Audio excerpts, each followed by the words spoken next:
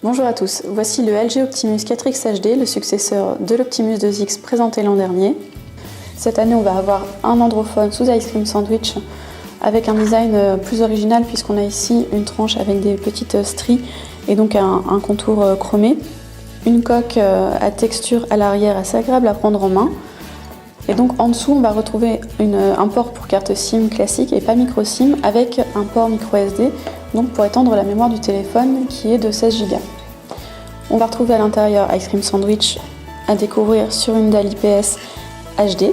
Donc ici on va avoir une résolution de 1280 par 720 pixels avec de très bons angles de vision et une bonne luminosité, ce qui donne un affichage très agréable sur un téléphone qui répond extrêmement bien.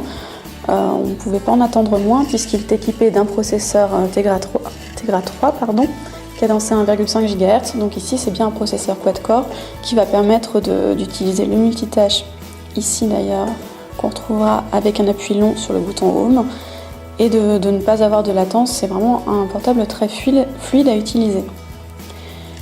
Ici on va retrouver plusieurs panneaux d'accueil évidemment à personnaliser puisque LG propose plusieurs thèmes. Alors on peut choisir le plus mignon d'entre eux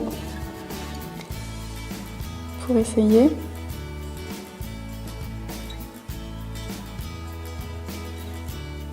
Donc chacun va être assorti d'icônes qui vont être personnalisées. Donc ici elles vont être un petit peu plus arrondies. Si on n'aime pas, on peut personnaliser soi-même ces icônes. Donc ici un petit pinceau est apparu sur l'icône. Donc on a le choix d'icônes déjà prédéfinies.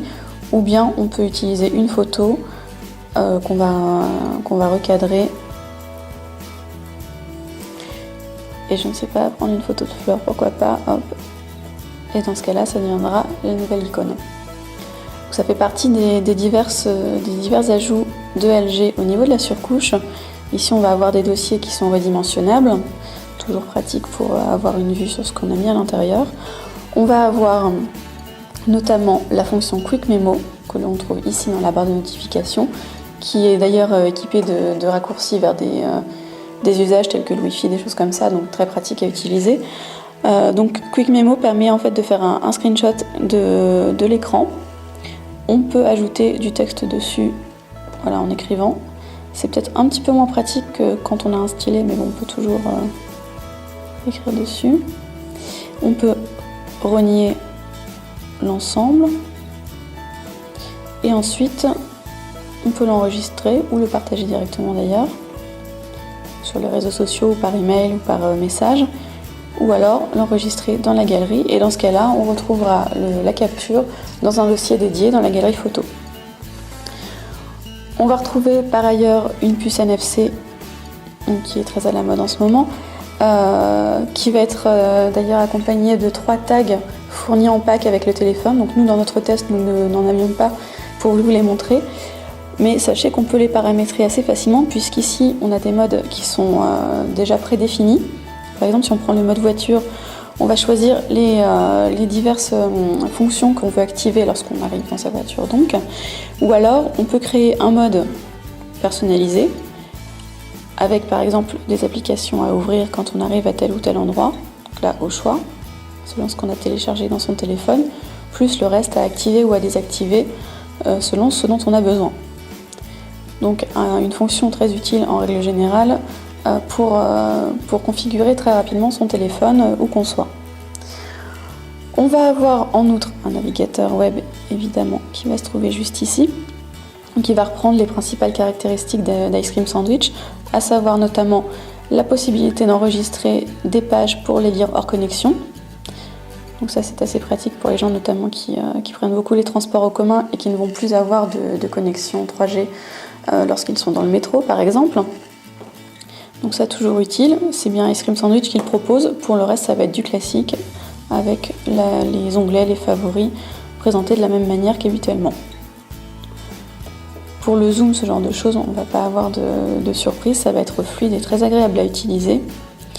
Donc ici, plutôt une expérience convaincante du côté d'LG.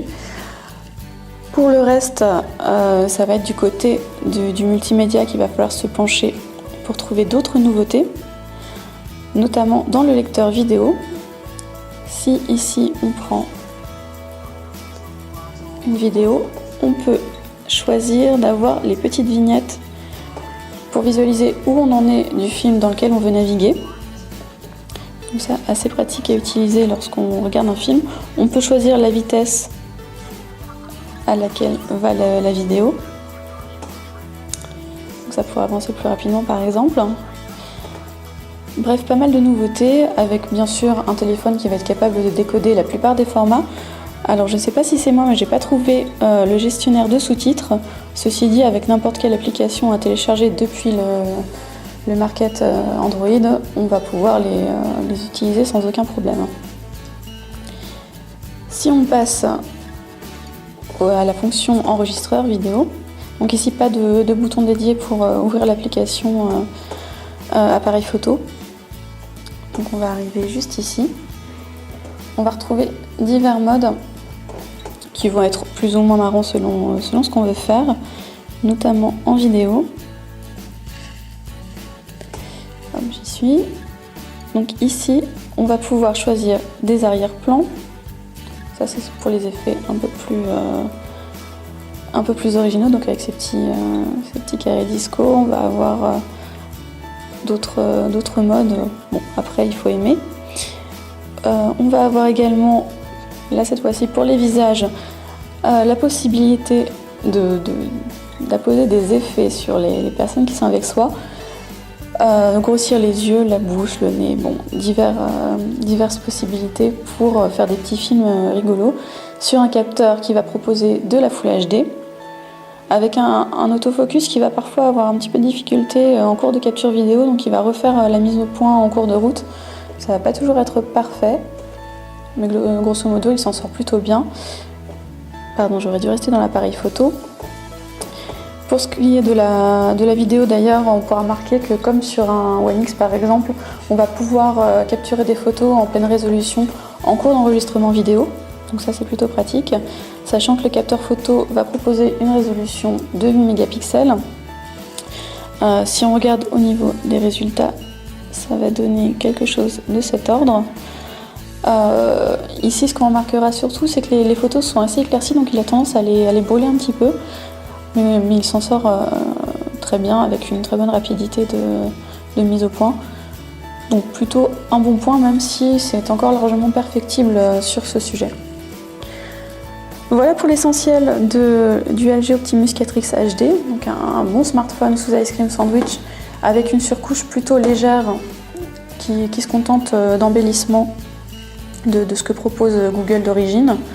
Il a pour lui un point fort, il sort à une centaine d'euros de moins que ses concurrents, donc on va le trouver actuellement hors parc opérateur au prix de 520 €, ce qui permet d'obtenir un processeur rapide pour les amateurs de multimédia, de jeux 3D, de ce genre de choses, pour un prix un tout petit peu plus abordable que ses concurrents.